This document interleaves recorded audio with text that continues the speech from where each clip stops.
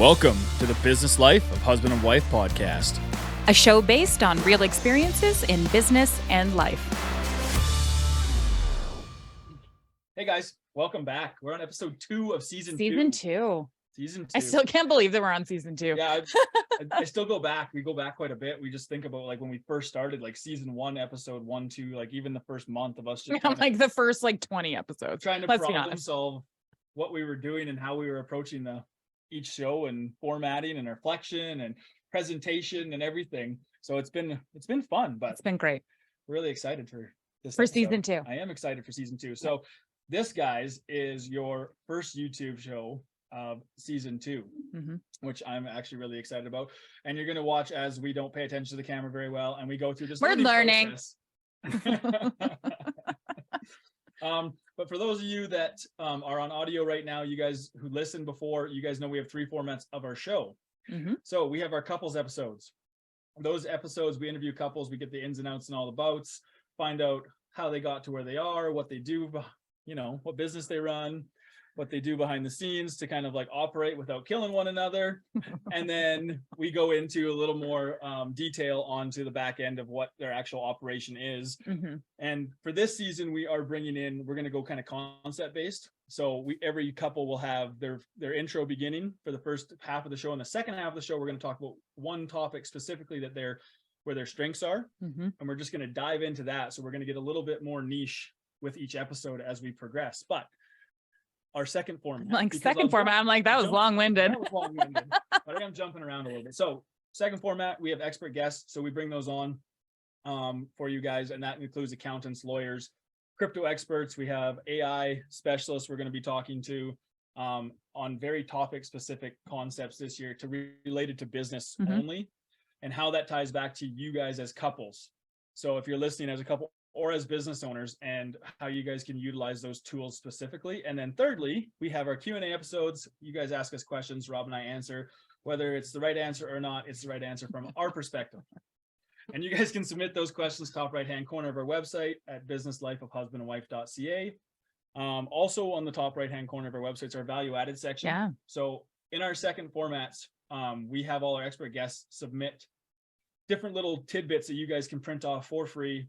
And you can go in and there's different booklets, HR, personality nuances, glossaries, all sorts of different things you guys can download for free. You can go check out. But that brings us back now to today's episode. Which we go back to the original format of husband and wife. Yeah, we do.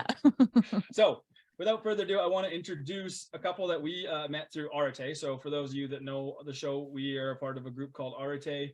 It's a higher level entrepreneurship group that we joined last January. And a year ago. And we went to our first event down in Nashville. And we went to, what bar did we meet you guys at? Let's introduce you guys first. I remember.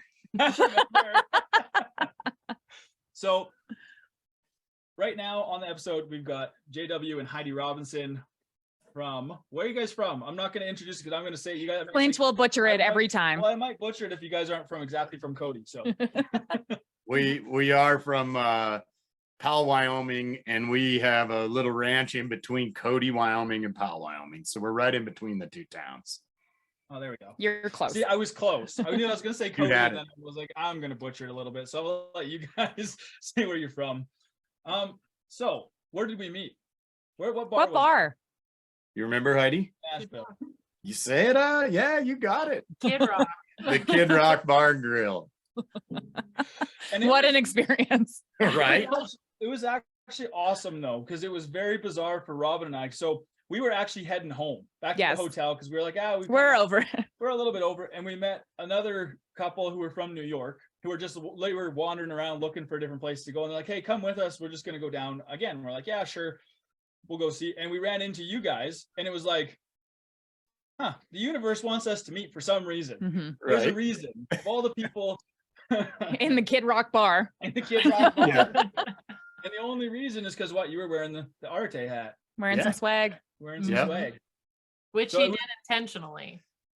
Yeah, they put it on was a good call, on that Facebook group. Someone was like, as you're coming into town, throw on some Arete gear. And you just would be surprised who you meet on an airplane or walking downtown or something. So we went out that first night in Nashville, and I threw on the Arete hat, and we're just sitting there listening to some good country music or whatever was going down. There was rock and roll that night, I think. Yeah. Everything. And next thing I know, these people are like, hey, you're with Arete. And that was our introduction. Yeah, it was. So I think that was kind of like the universe telling us that we need to connect. It was just like, it was one of those random connections, kind of like how Robyn and I met. Yeah. I don't know. Do you guys know that story about how Robyn and I met? No. So very random story. I'm on my way home from firefighting school. In 2012. From Laredo, Texas. And a buddy of mine, his parents had a house in Vegas. So we're like, we'll go that way on the way home. So we go to Nevada, we go to Vegas. Robyn's in a wedding at the Mirage. Was it the Mirage? It was the Mirage. At the Mirage. And I'm at the roulette table the night before the wedding at their whatever. The Stagette or whatever. And she comes up wearing pink high heels and a black onesie with a bottle of champagne. And she's like, hi, I'm Robyn. And I'm like, great. Fantastic. So we literally met before a wedding. And then I ended up going to that wedding and kind of crashing that wedding the next day. And little wedding crashing. Yeah. And then we're like a decade later. We still like each other, and we were doing a podcast about it now. Yeah, that's awesome. So I find that's like kind of always has worked for us, is like we always like come back, circle around to like why we meet people, and there's always a reason. And we have a lot in common, actually, just based on how we grew up. And well, our values. Heidi's Canadian. She's not going to say it right now. She's what do you call it? Is it expat now? Yeah, I guess. I don't know. I haven't turned in my birth certificate or anything. So. Like, are you supposed to? I don't think so. I don't know. When you swear in as a national, they tell you to turn in anything that would link you to, and I'm like, I'm not going to give you my birth certificate. Like, kind of might want to hang on to that one, right? So, but anyways, I think it was super important that we got to meet you guys, and we had something in common, and we're both kind of on that same path of personal growth, personal development, business growth, and it's kind of all tying back to what we're trying to do with this podcast. And for everybody listening, is developing some of those skills, one as an individual, but two as couples, and trying to like grow together versus apart, because you've seen that a lot lately. It's more like we're starting to grow and then we kind of grow apart, but how do we kind of grow together and meet other people that are doing the same thing? And I think that's super important for everybody listening. That's kind of one of the reasons that we're still together and still doing this podcast. Oh, come on, it's the truth. I got nothing for that one. No. You gotta love the truth, right? Oh, I love it. But anyways, guys, I want to kind of get you guys to introduce yourselves to everybody and explain kind of what you guys do, what your kind of path was to get to where you guys are now. We'll kind of get to that later in the episode of where you guys are at now, what you guys are headed towards. But if you guys just want to start at the beginning, kind of maybe how you guys met, and then what's kind of led you guys over the last 17 years, 18 years. Sure. 17, almost 18. If you can remember that long back now, I never know. Right. Do we have to do math?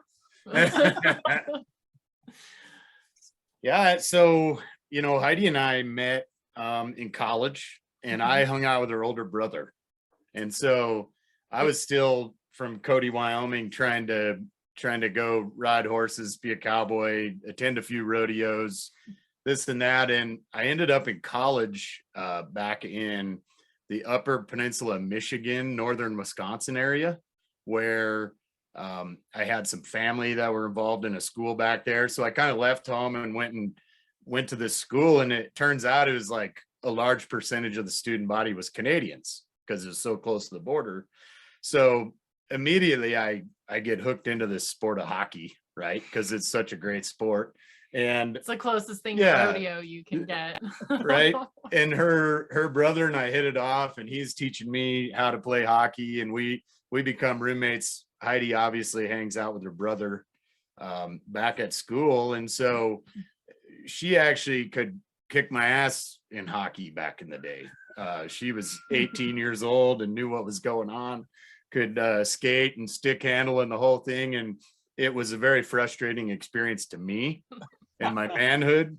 And so next thing you know, we're like out every night on the pond playing hockey together. And that's how we met, and that's how our relationship started. So That's a cool story. And I think I scared off like every other guy at the college because they were like, whoa, she can skate. She's not afraid of the puck. Like, You're like, no, I'm just Canadian. yeah, I'm like, I grew up with 4 brothers taking shots at me all the time. So I was like, not worried about it. And every other guy was like, whoa, that's a crazy girl.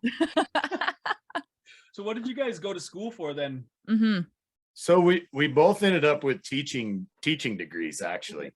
Mhm. So and we kind of started off thinking we were going to go be teachers and help educate people. And then when we got done with school and came back to Wyoming, we were kind of like, well, where do we go? Where do we plug in? And we had this opportunity. I still loved the ranch and the cowboy thing, pretty extensively. Love to rope and ride horses and take backcountry outfitting trips, hunting trips. And we had some friends of ours approach us like, hey, these guys just bought this big ranch up the South Fork out of Cody, and they're interested in hiring some new ranch managers. You guys would be perfect. They're looking for a couple with no kids. So back then we were kidless. We were like, let's just go interview for this job and see what happens.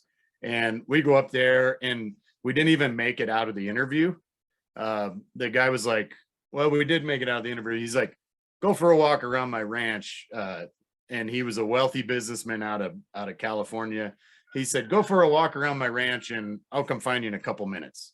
And apparently he made a call to his wife or something and was like, this is the couple we need to hire, And we were young. We were so young back then. What were we, 26 years old? I think all of our stuff was still, when we moved, we put it all in a horse trailer. Yeah. And we hadn't even like unpacked. We hadn't yet. even unpacked. And this guy's comes back out and finds us walking around his horse pasture. And it's like, my wife and I want to hire you. We're going to build and develop this really cool place. And we did not know what he meant when he said he was going to build and develop this cool place.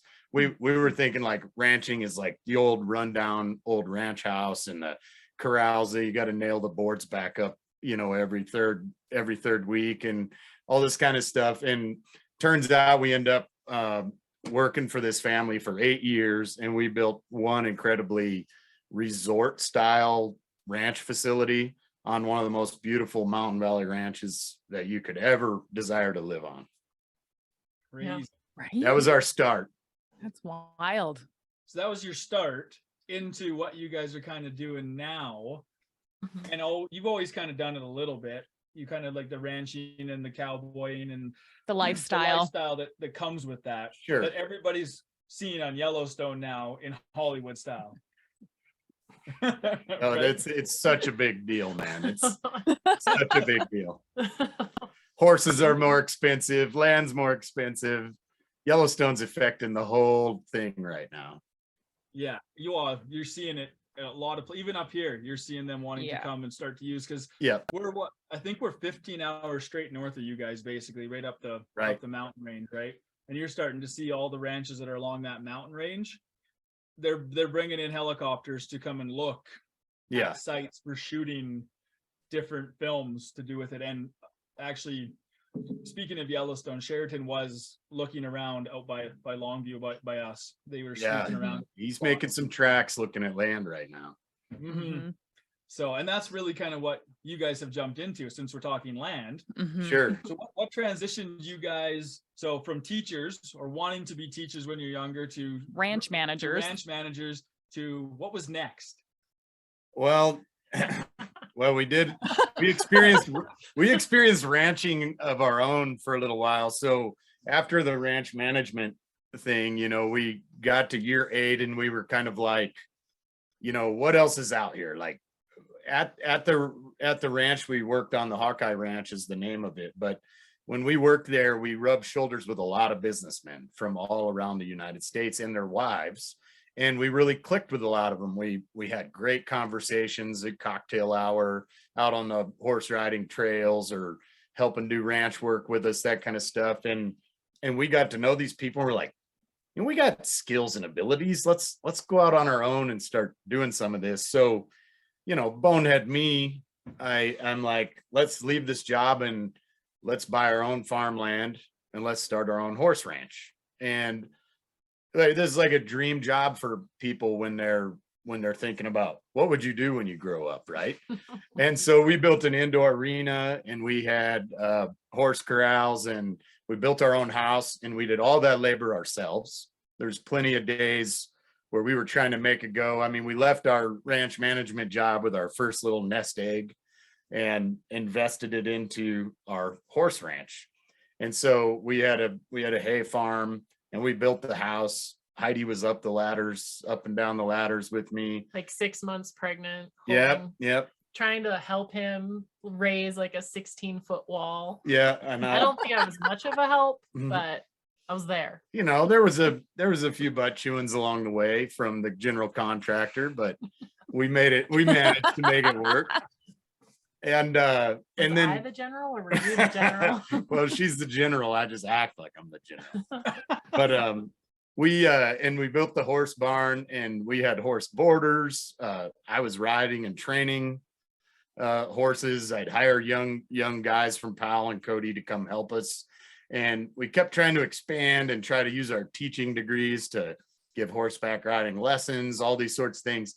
And it was just a constant financial battle. There's no ifs, ands, buts about it. I mean, as soon as we would make money with the horses, we would pay ourselves to take care of the kids and pay the ranch payments. And we absolutely loved what we did, but it was not an easy road to take. It was a battle for a few years there. Mm-hmm.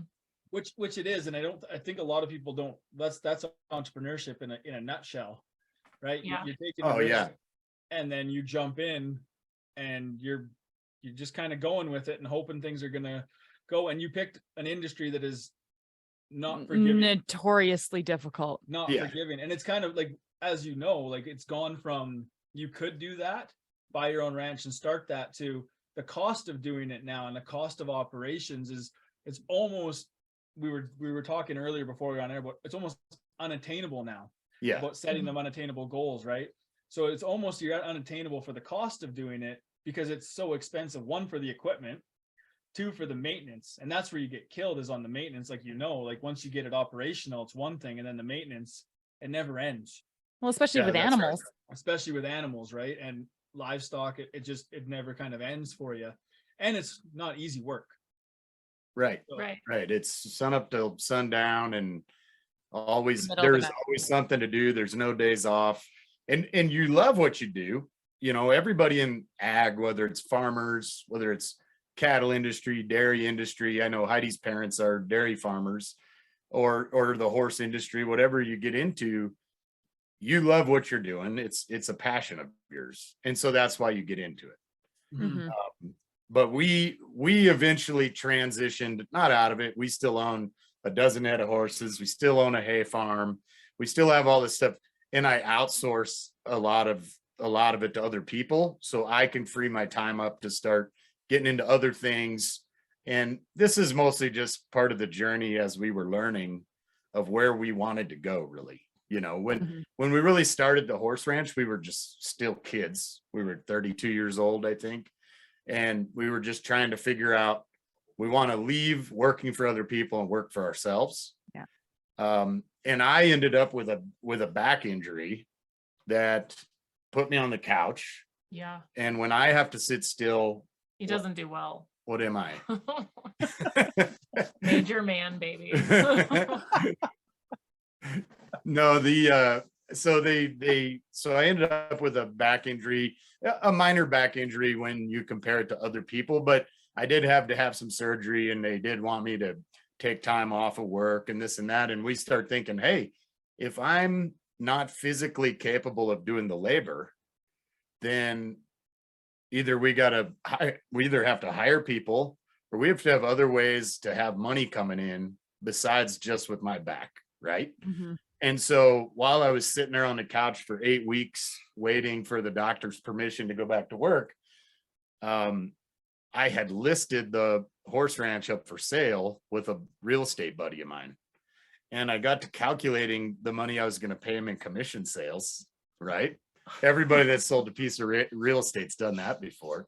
And I kind of go, why don't I just, while I'm sitting here on the couch, why don't I just hammer down, take these classes and get involved in real estate? So that's when the journey started changing for us to, hey, we understand. I grew up, my dad built a lot of houses and sold them. And I moved so many times growing up into a new house. We remodeled one, sold it, built a new one, sold it. Grandpa built a house. We built a third house, and they were all three for sale. And we moved to wherever, so it was not new for me to understand real estate, but I'd never thought about real estate sales as a career path. But all of a sudden, I'm down in the back 8 weeks. Let's just hammer out the classes and become a realtor. Cool. Which is wild. Yeah. This is wild. Well, it is wild when you think about going from traditional education program, so in university, to being a teacher, to now we're operating a ranch for somebody. Now we're operating our own. So you've gone from, corporately employed, basically, or government employed, to employed corporately, to entrepreneur, to now I'm selling through my entrepreneurship skills. It's been quite when you think about the journey you guys are going through, you've gone through all four phases of work in a decade. In a decade, basically. Right. We like to think of it as citing in your sites. You kind of start really, really broad. And I think when we left, we were kind of like, well, what do we need to make? Do you think we could live on this type of a salary? And I was like, well, we can live on whatever salary, but what kind of salary do we want to live on? What is our lifestyle? And then it was like, well, wait, this is all riding literally on your back, and you just blew out your back. Okay, so how do we cite this in even closer to get what we desire out of life? And so then it was we're constantly narrowing in, and it's a development thing. And that's, I think, what I've always teased JW is you're more of a developer, because it doesn't matter if it's a piece of land or someone else's ranch or an animal when he trains horses, or whether it's the kids or whatever, we're constantly trying to turn out a better product. How has that journey been for you guys? What do you guys do between the two of you when it comes to communicating that? I know Rob and I have our differences in how we do that. And we have to come back to center all the time and have a serious conversation about the direction. I think we had one of those yesterday, actually. What? I don't know. I mean, did it just kind of happen naturally, or did you guys have started to focus on it more, making it more intentional about how you guys set where you guys are going, or did it just kind of progress naturally? I think I put the pedal to the floor all the time. I never really let off the gas. And I'm always exploring new opportunities.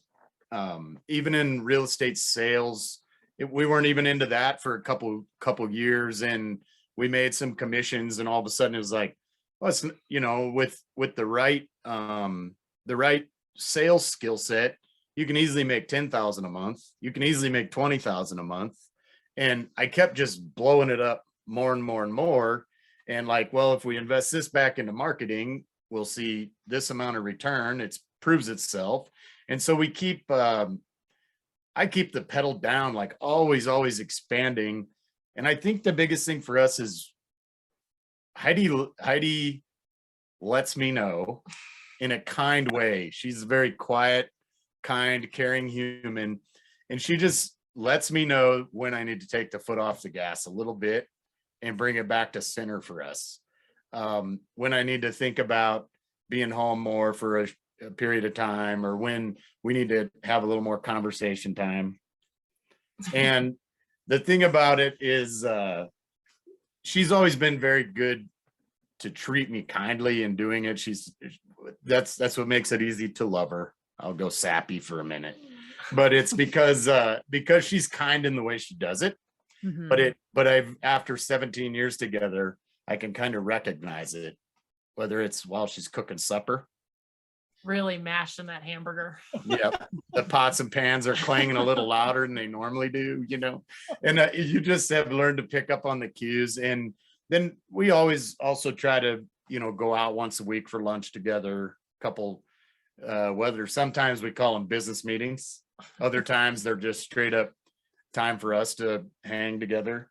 I don't know if you have the opposite I think viewpoint as me. I think we complement each other really well, but yet I'm pretty like introspective and analytical, and I'm very good at seeing the other person's reasoning.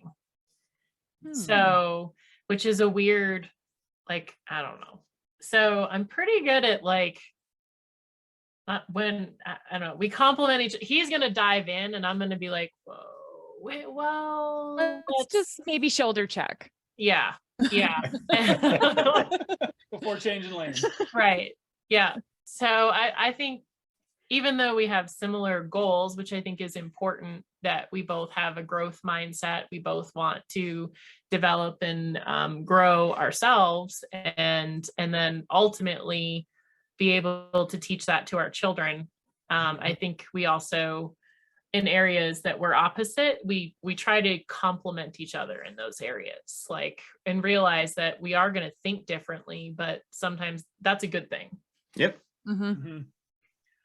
I 100% agree with that. I think it's a great thing that you're opposite. Robyn and I are opposite too, so it makes it easier. It's harder initially for like me and JW, right? It's harder to slow down and stop and be like, oh, I actually need that to be like, hey, did you think about X, Y, and Z before you were doing, 1, 2, 3? No, I didn't. I just kind of wanted to go do it. Let's just get it done. Right? Yeah. You just said X, Y, and Z, which is going to be like a Canadian moment for my wife. She's been hearing X, Y, and Z for 17 years. No one knows what Z is down here. Like, you wouldn't say zebra. That is true. I'm like, well, the animal was not named after the letter. It's just in the name. Oh, that's funny. I keep forgetting that we have our nuances with our Canadian accent. Yeah. Yeah, we don't pick up on them at all. Not at all. No. Not at all. So you were talking just briefly about, you guys are working, like, how many kids do you guys have for everybody 3. listening? 3. We have 3. Mm-hmm. And they're like pretty like wide range of ages, or are they all kind of getting to the age where they're starting to like work on developing skills and be kind of like more of a family unit, wanting to like see and kind of do their own thing now? Well, the older 2 are 15 and 13, and they're kind of, launching out on their own. We're trying to instill in them, like, okay, I mean, our son's in high school thinking about, future, whether it's college or business. He's gone into some more trade classes too, just to get a feel for it. And then our youngest is 8.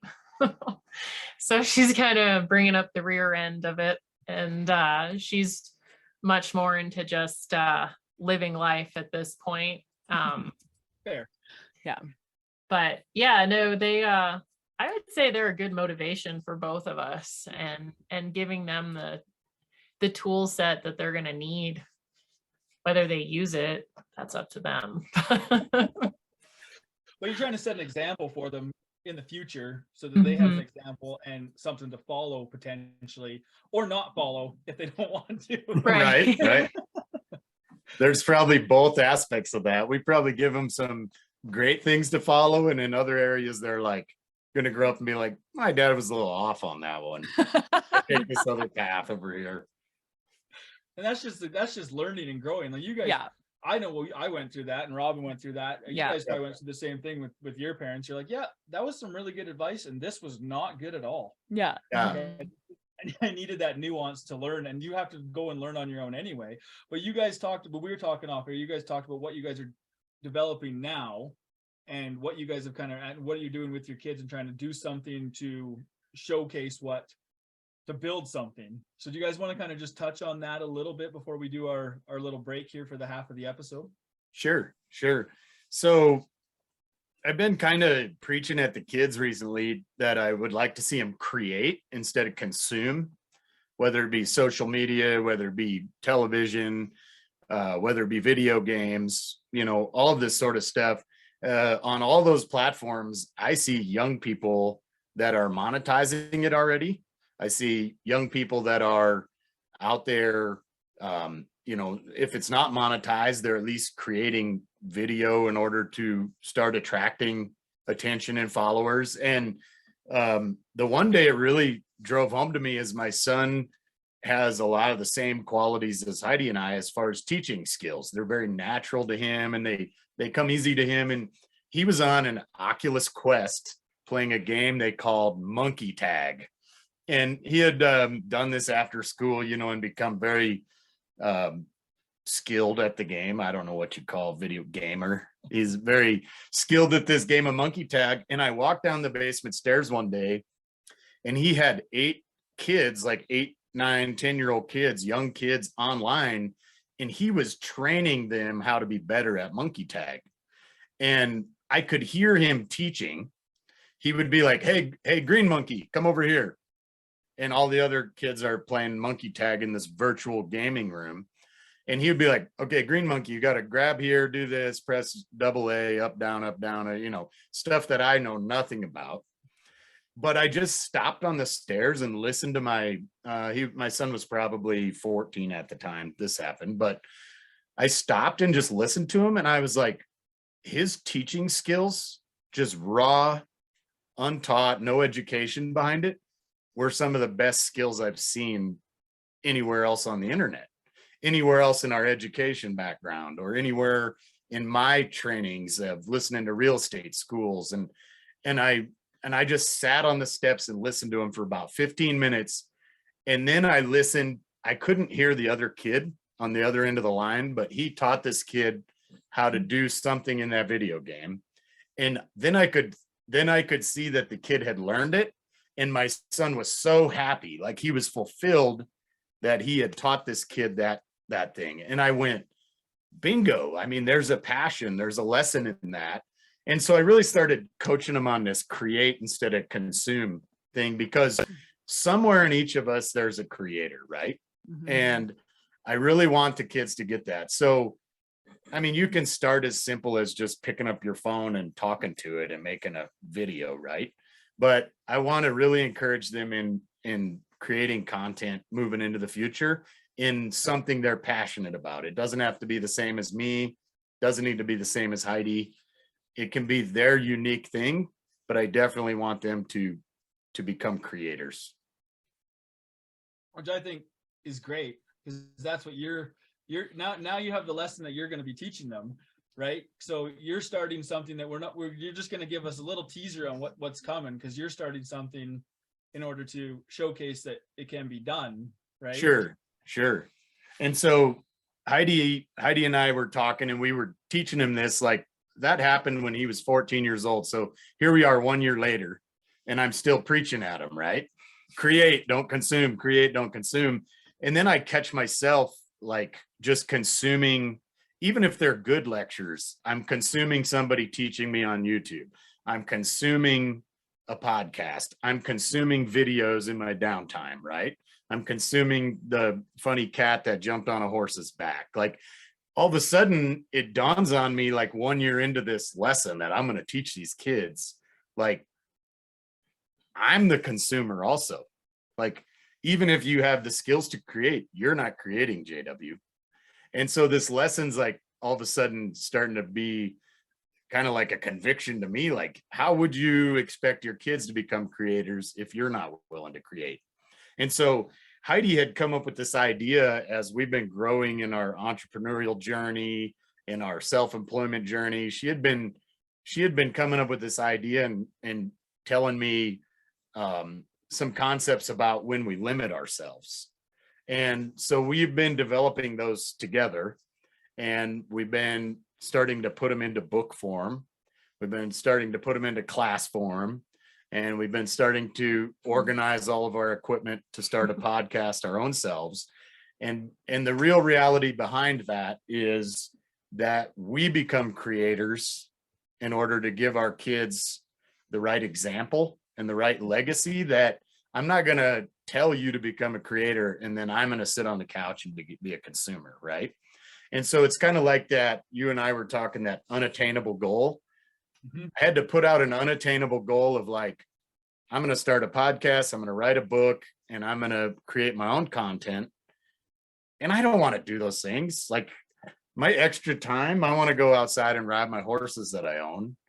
And I want to go to the neighbors and rope cattle because I still like to do that. But I have to do this to give my kids the right legacy and the right mentor. That who cares if the book flops? Who cares if only a handful of people listen to the podcast? Who cares if we only gain these many followers? I'm going to do something to tell you that you should spend more time creating than consuming. And Heidi's been helping me every step of the way. Trying. Are you structuring it all for him? Scheduling it. Not really a color inside the lines type. So She organizes the behind the scenes of all the yeah, craziness I add to the relationship. it's true. He's the creative juices and I'm the reality. Yeah. But yeah. And I think, of course, one of my roles is as mom and caretaker. I'm constantly thinking, like, how can we impart this to our kids? And like, what are we learning in life? And what, can we pass on? And sometimes it's that it may not look the same for you as it does for mom and dad. And even through his development, or our development, I should say, the real estate sales isn't physically on his back. Like, he doesn't have to pound a fence post or ride a horse or whatever, but it's still, you're still limited by your time, and you're still limited by the population in the area when you grow your business and things like that. So that's one of the keys that we really want to give to our kids is, think beyond the limits, push yourself beyond the limits. How can you break that ceiling and just go for the, Go as far as we can go. Yeah.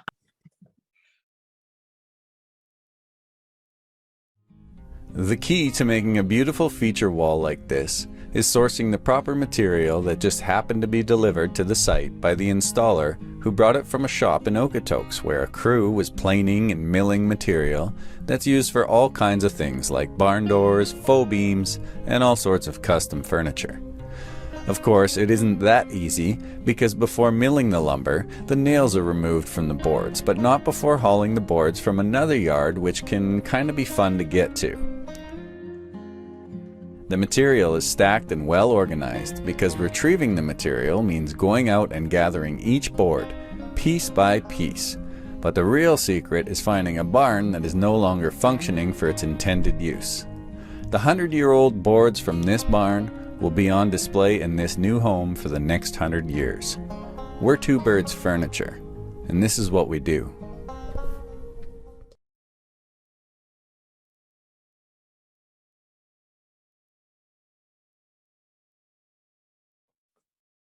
Hey guys, welcome back.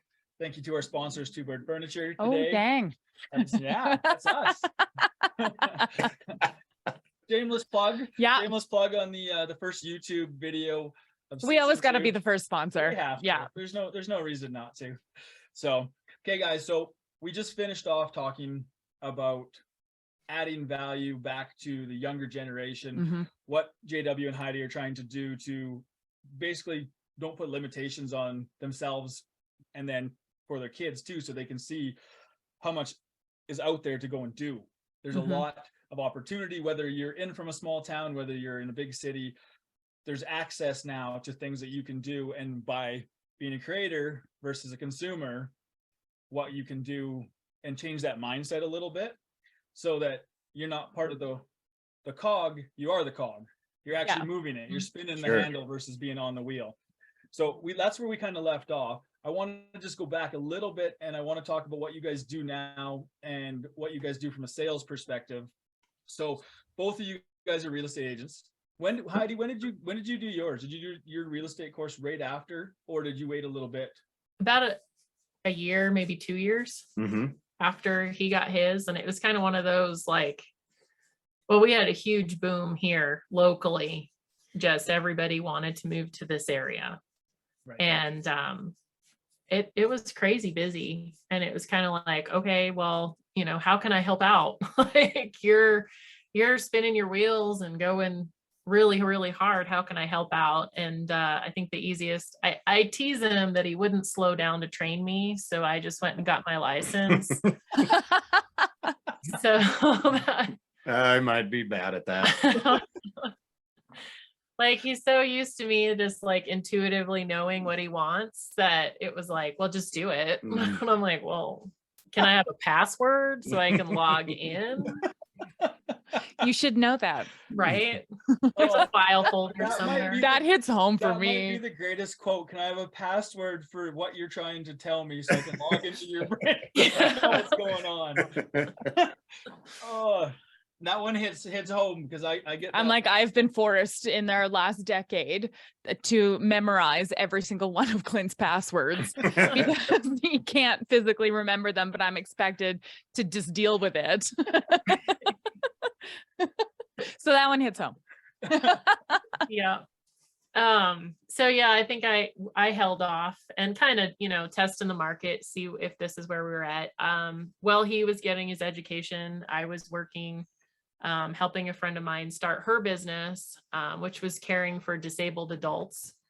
And I'm kind of a caregiver by nature. So that kind of worked well for me, but at the same time, again, kind of coming back to the, you know, working for our own goals and our own development rather than just someone else's. And then, yeah, he was doing really well and got really busy. So then I got my real estate license and we've kind of packaged up a little bit so that we can hopefully be the total package. So how do you guys separate? So you guys came together, you're the total package now. And air quote that. So how does that work? Like, are you more behind the scenes, Heidi? Are you both out there or? So we're both out there. Okay. But he launched to a bigger platform, dealing with more agriculture, ranch real estate, and more of a luxury real estate almost, because it's the bigger price tags.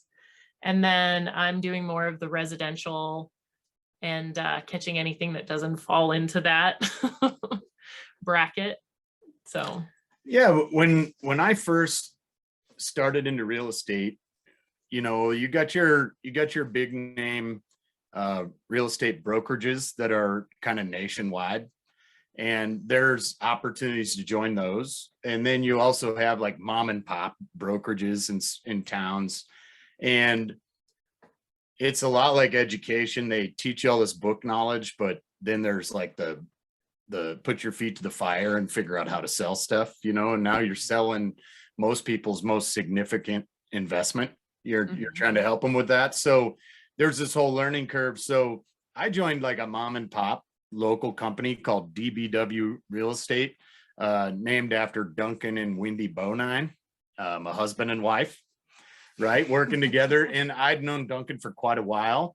We had attended church together at one point in time in our lives. He'd been a family friend with all of my different family members. And Duncan was just, you know, he was involved in the head of the local board of realtors. He's head of the Wyoming State Board of Realtors. And so me being a gas pedal, foot down all the time sort of a guy, I thought it'd be best to join forces with a company where my responsible broker had significant knowledge of the industry. And so I went to work with Duncan, and the real estate market immediately I sold some places based off just my sphere of influence. But then the real estate market got hot and we sold some more real estate and we started getting referrals and we began to, just find ourselves busy, myself busy. Heidi was still not involved at that point. And I kept saying, you need to be my personal assistant, but a real estate personal assistant is limited in what they can do for you. There's certain legal obligations, certain tasks that they're not allowed to do, and certain things they are allowed to do. So that's where she says I didn't train her. That's that part right there. But so we were kind of trying to go that route, and along the way, with the real estate stuff, with my ranch background, I'd started getting some work as like consulting work for ranches, and large ranches would ask me to come out and consult with them on building their facilities, how they should set it up, especially on the employee side of things. When we managed the ranch, we had between 10 and 20 employees every summer. And so we had, 8 years of background handling employees of different natures, a different job descriptions, all that kind of stuff. So next thing you know, I'm kind of consulting with some ranches, especially as it relates to their employees. And actually, I ended up getting called in to help do some consulting with Kanye West when he moved to town. And I was waiting for this story. After working with Kanye West, it was a great job, and I had some awesome opportunities with him. And I won't get into a bunch of what we did over there, but they asked me to eventually put their real estate up for sale. So I eventually got to become the realtor for Kanye and his ranches when he was trying to sell those in Wyoming. And also he owned a bunch of commercial property in Cody that I was involved in selling for him. And so with that, I began to think about ranch consulting, ranch developments, helping people with their employees, ranch sales. There's a more significant commission that comes from a $13 million sale than there is a $130,000 lot in town, right? So I was looking at other ranch brokerages that are kind of nationwide and have a bigger platform to sell these high-end properties, because now all of a sudden I have like a 15-year history of working with these types of people and helping them do a high quality job at the ranch, whether it be a guest ranch, an outfitting business, a working cattle ranch. All of a sudden I'd been involved and had multiple conversations and opportunities with these places. So I had the opportunity to leave the mom and pop real estate company, DBW, and go to Fay Ranches, which is a very well-known national brokerage that sells high-end ranch real estate. They're based out of Bozeman, Montana. And I left and joined them. But in doing so, I didn't want us to leave our sphere of influence, this Cody, Powell, Wyoming local hometown area. And the big ranch sales doesn't want to list the residential home for your friend that lives in Cody, Wyoming, or doesn't want to list the subdivision lots that come available. So that's when Heidi jumped in and got her real estate license. And so Heidi now manages a lot of our sphere of influence hometown real estate sales. And I launched into the big agricultural side of it, whether that's recreational or working agriculture. This seems like a natural progression though for you from your background, right? To get into now, well, you're educating people with a lot of money to buy these ranches on what they need to make them sustainable, and then you're able to sell for them down the road or help them buy, right? Because do you help? Sure. You do both ends, both buy and sell? Yes, we do. And really, this market's changed. I think you mentioned it a little bit earlier in the podcast, but to where the cost to buy a ranch doesn't make sense anymore with the amount of money you make trying to be a rancher. And so the way I've been describing it to people, and one new project we launched to begin this year at Fay Ranches is, you're really dealing with two things. You're dealing with land investors, right? So this is just an investment now. This is a land investment, and big money are buying these properties, or perhaps a rancher that sold his old ranch in Oklahoma or his old ranch in Colorado. And those family ranches have significantly increased in money value. And so now they're reinvesting those monies back into more land somewhere. A lot of them are doing 1031 tax exchanges and various things. And really you're dealing with land investors. But those land investors then also need to do something with the land that they purchase, right? So whether that's leasing it back to farmers and ranchers that want to work the land, or whether it's hiring a ranch manager who's going to manage it for them, there's almost like two sides to it now, and that's the ag side and the land investment side. So on that, so you've gone from both, you guys sell all across the spectrum. Let's talk sales now. And you've sold from Kanye to $130,000 lot. How do you guys go about selling in those different tiers? Because there's quite a big range in values and in money. And what's like people with money who are willing to invest, they already know what their budget is. They're set. They know what they want to do, right? They have it for you. And then you've got the other end of the spectrum where you got the financing side. So how do you sell to those different, the nuance to each person? How do you guys go about like, you know, talking to them and making them feel comfortable with, you just bring up your knowledge base? Like, how do you guys kind of go about that from a sales perspective?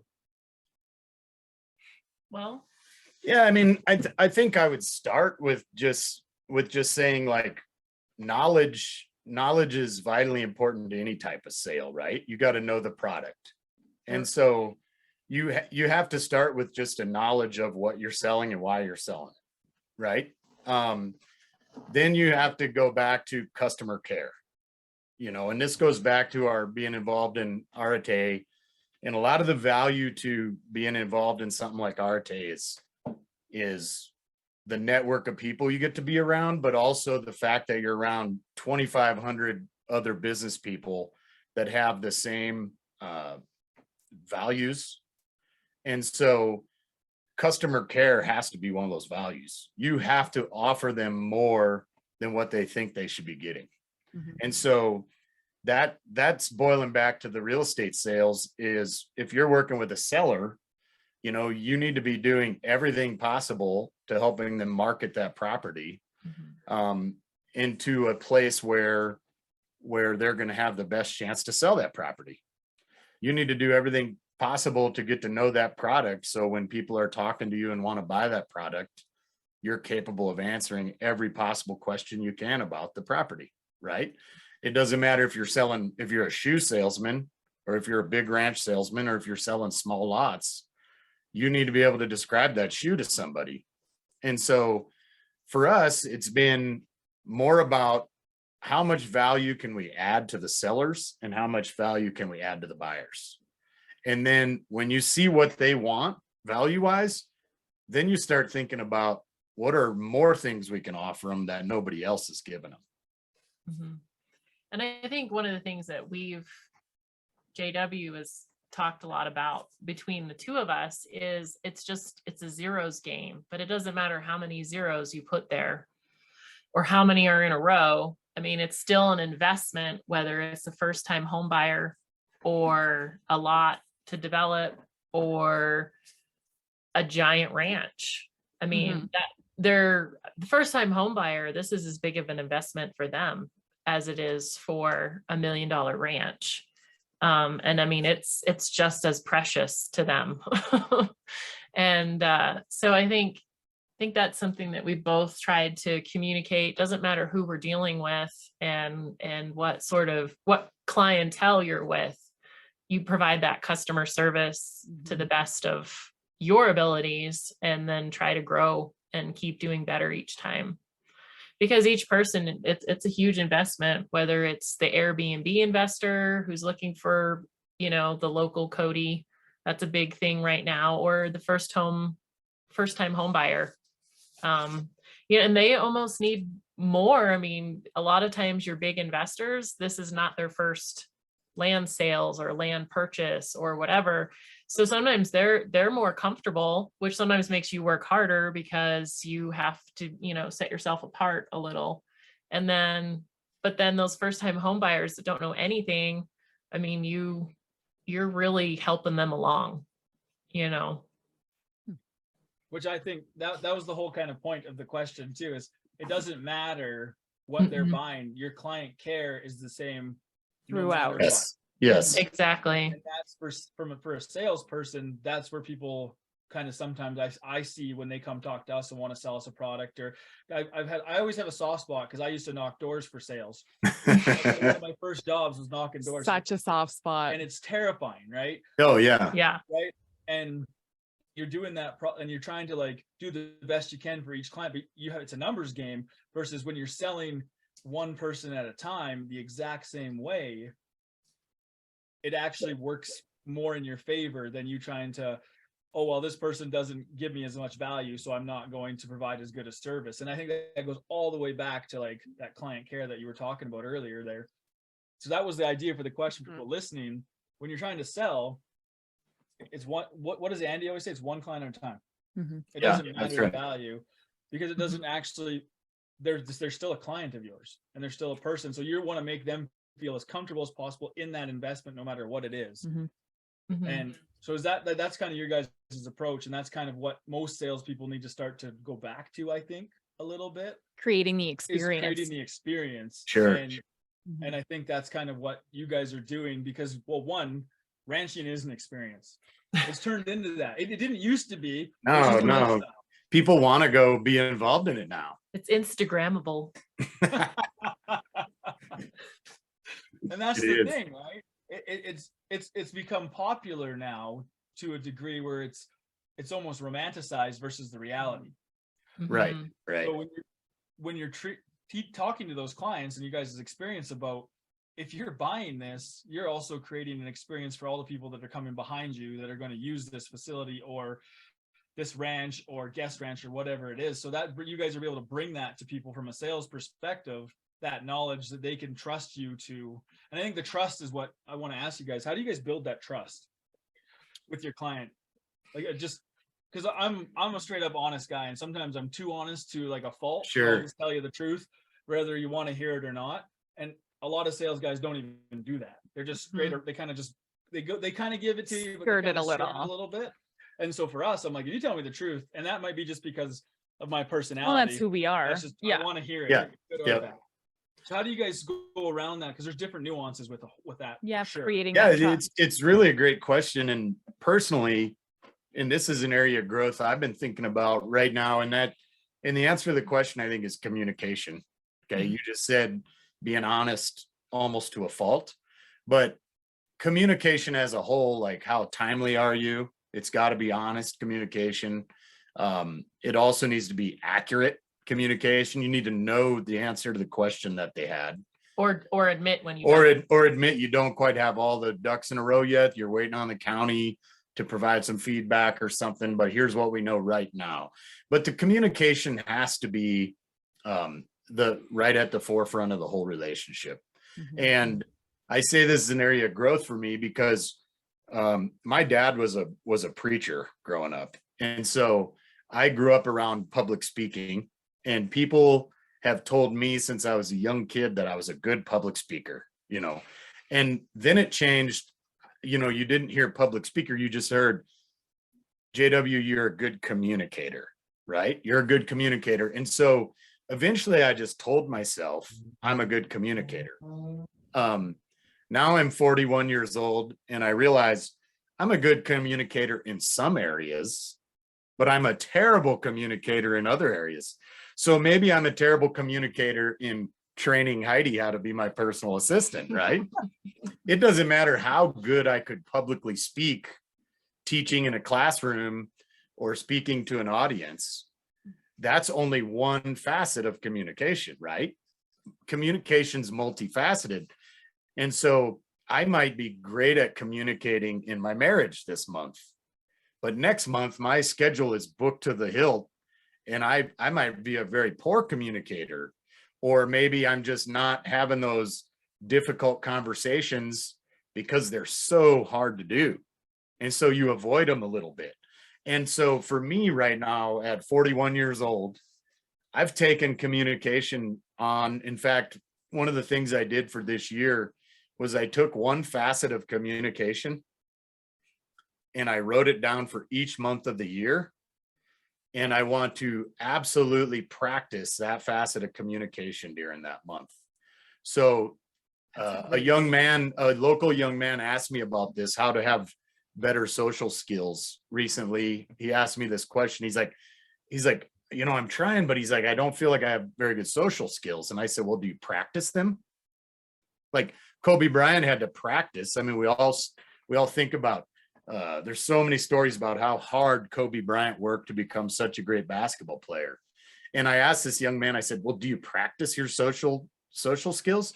So you don't have to be good at them, but I said, write down what you want to work on for 1 month. Maybe it's a skill of looking someone in the eye in the month of January.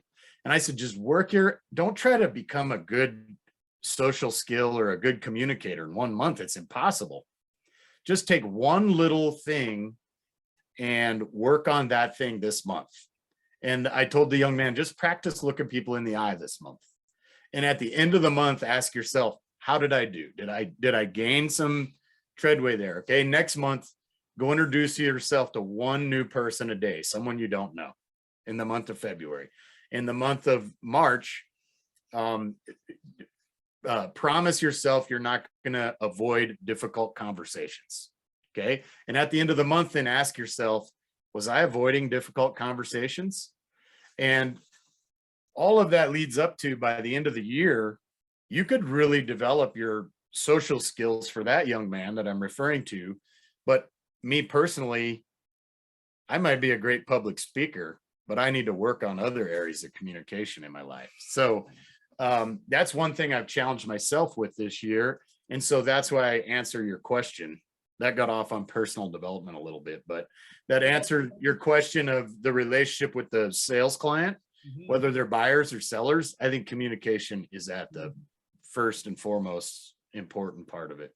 Well, and I think that you just went back to personal development. Anyone who's in sales or we're all in sales as entrepreneurs, regardless of what we say, we can all be better at those aspects. And that is something you can work on, is setting that goal and being like, oh, yeah, I don't actually email fast enough back to my clients. And that's one of my things. I'm like, oh, and I forget. And then I'm like, oh yeah, I didn't forget. I just never got to it for that day. And then 4 days later, we're so much alike, Clint. That's bad. That's real bad.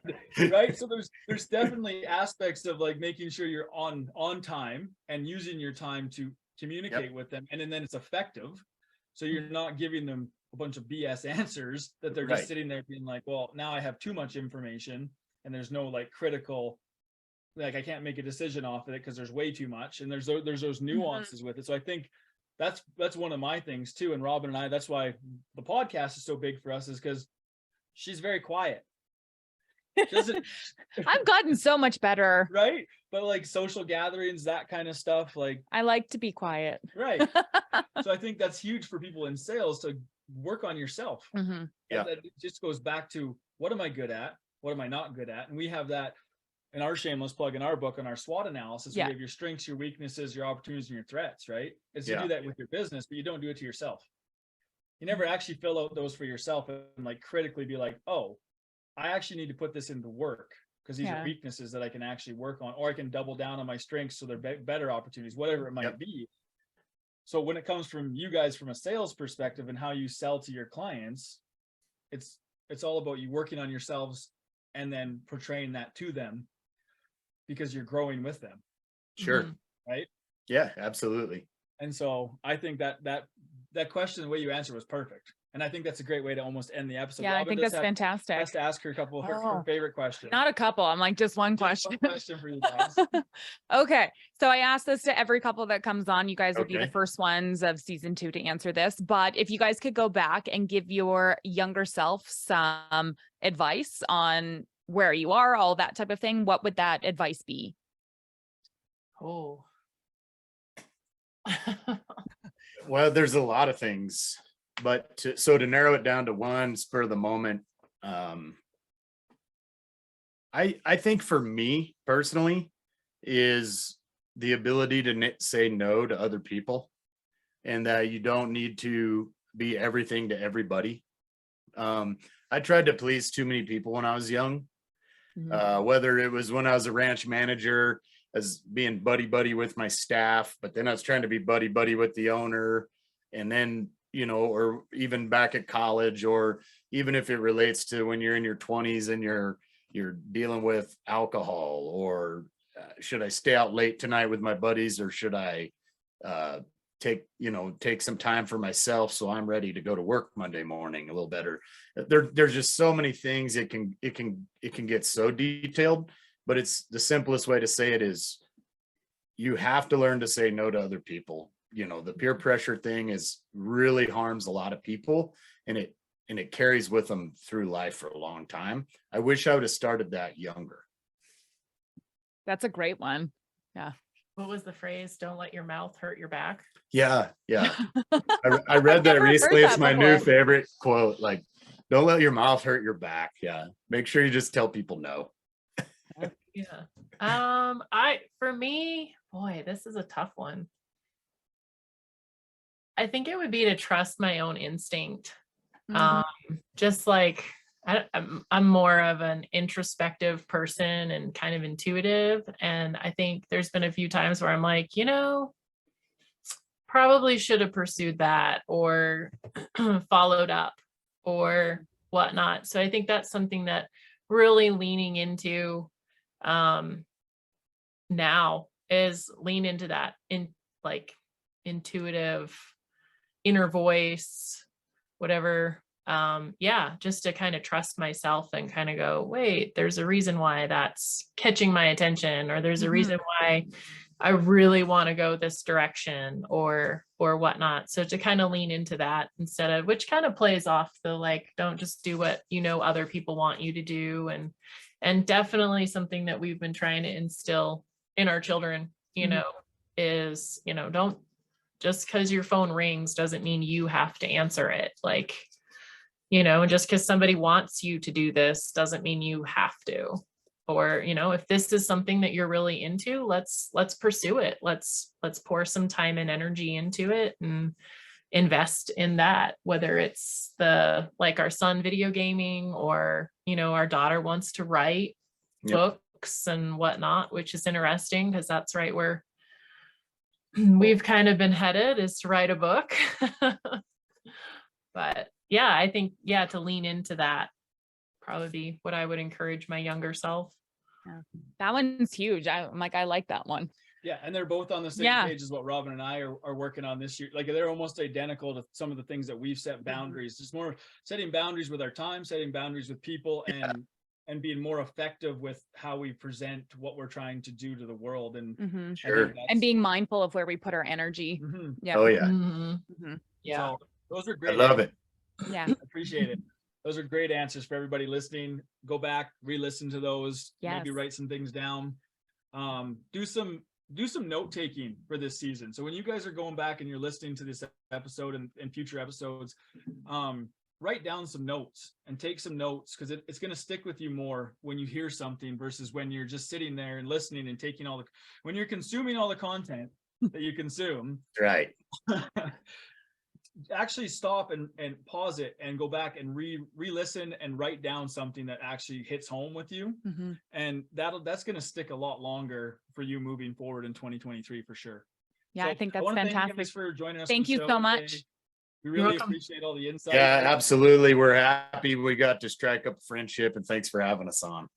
Appreciate it. Where can everybody find you guys if they want to reach out? For us Canadians, if we want to come down and check out Yellowstone and maybe see if there's some property down there, where can we find you guys? Yeah, fayranches.com. Just look up JW Robinson, and then Heidi Robinson at dbwrealty.com. But we're in both places, and we'd love to visit with anybody that wants to visit real estate sales out here. So awesome. Okay, thanks guys. As always, you can catch Robyn and I weekly, every Friday. Yeah. Business Life Husband Wife podcast. Like, share, subscribe. Let us know how we did. Comment on the YouTube channel, and hit us up for the Q&A, top right hand corner of our website, businesslifehusbandwife.ca.